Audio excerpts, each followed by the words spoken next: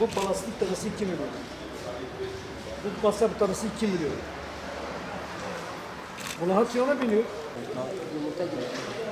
Gerçekten de çıkıyor.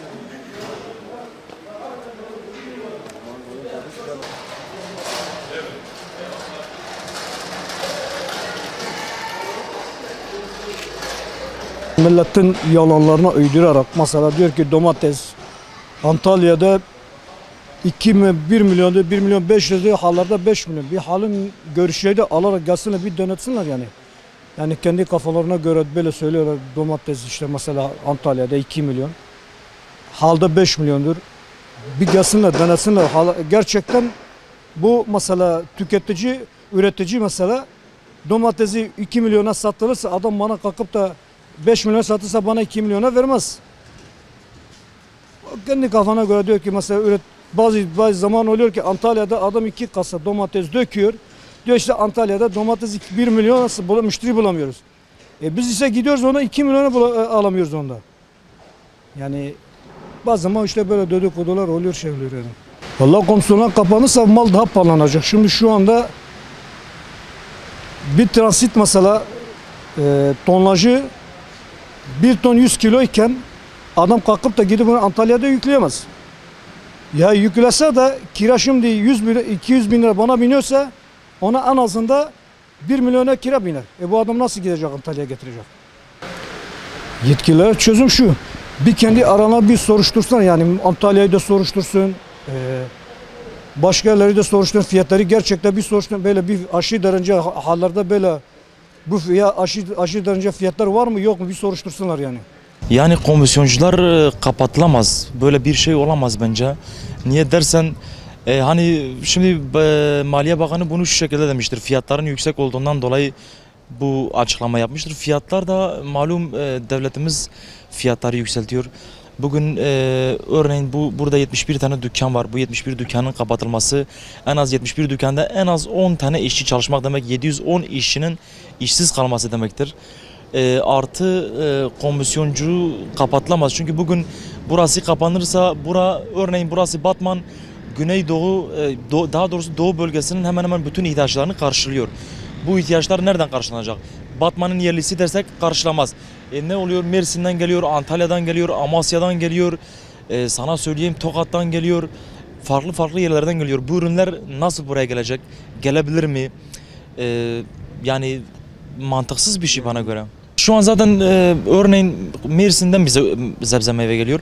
Mersin'in sebze meyvesinde müstahsil arada geliyor. Müstahsil ile komisyoncu arasında iletişim var. O zaman aradan komisyoncu çıkınca bu sefer müstahsil direkt burayla iletişim kuramaz. Bağlantı kuramaz. Öyle bir imkanı yok. O müstahsilin tırları olması lazım, imkanları olması lazım, elemanları olması lazım ki oradan kendi ürününü tırlara koyup buraya göndermesi lazım. Buraya gönderirse bu sefer burada kim satacak? Kim ilgilenecek? O yok. Yani onun için komisyonculuk kalkacak. İmkansız bence, kalkamaz zaten. Hani bunu kaldıracağız demişse de kalkmaz. Kalkması bence olmaz, mümkün değildir. Mesela bugün ben arabamı gönderiyordum Mersin'e. tamam mı? 1,5 milyar mazot yiyordu. Şu an gönderiyorum Mersin'e 3 milyar yani 3000 TL mazot yiyor. Artı örneğin ben bir plastik kasa, şu gördüğünüz plastik kasaları ben 0,80 kuruş alıyordum. Şimdi ben 1,60 TL alıyorum. Bir işçi bugün benim yanımda örneğin 60 TL çalışırken şimdi 95 TL çalışıyor. Bu masraflar ondan sonra bu işler yani bir fiyata yazıyor. Kilo başı 30 kuruş zamla geliyor. Yani 30 kuruş maliyetle geliyor buraya kadar. Ben 10 kuruş kazanmasam benim yanımda 20 tane işçi çalışıyor. O işlerin parasını nasıl vereceğim? Yani bu fiyatların eğer ki söz konusu fiyatların yükselişi ise fiyatların yükselişi maliyetin yükselişindendir. Valla bunu öncelikle onların düşünmesi lazım. Şimdi biz sebzemizi de meyvemizi de geneline halden alıyoruz. Yani komisyonculardan alıyoruz.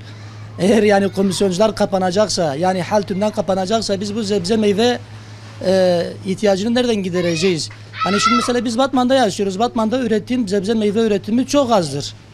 Hani birebir üreticiye ulaşma durumumuz da yok. Yani bu büyük bir sıkıntı olur. Yani bunun alternatifi yoksa nasıl olacak? Yani bunu kendileri söylemesi lazım. Kendilerinin buna bir alternatif bulması lazım. Yani şimdi dediğim gibi bir başta sebze meyveyi biz halden alıyoruz, komisyonculardan alıyoruz. Hani birebir üreticiye gidebilmemiz biraz zor. Yani eğer onlar kapanacaksa biz bu sebze meyveyi ne şekilde tedarik edeceğiz? Domatesden konuşacak olursak günlük 5-6 kasa domates tüketimimiz var. Domatesin de zaten ortalama ömrü 3 gündür 4 gündür. Yani en fazla 3 gün 4 gün saklayabiliyoruz. Şimdi biz domatesi burada bulamazsak ki zaten mesela bir yazın domates var Batman'da, onun dışında yani 2 ay 3 ay süre domates var Batman'da, onun dışında 9 ay boyunca Batman piyasasına domates diğer şehirlerden geliyor. Örnek Mersin, Antalya, Tokat, Manisa gibi yerlerden domates geliyor. Şimdi biz bu 9 ay boyunca domatesi kalkıp gidip Antalya'dan mı alacağız 5 kasa domatesi veya 10 kasa domatesi? 5 kasa veya 10 kasa domates için Antalya'ya kadar mı gideceğiz? Mersin'e kadar mı gideceğiz? Yani bunun altı doldurulmalıdır. Buna bir alternatif bulunmalıdır. Yani biz komisyonları halı kapatırız demekle hani iş hal olmaz. Eğer bunun alternatifi yoksa yani bu iş çıkmaza girer.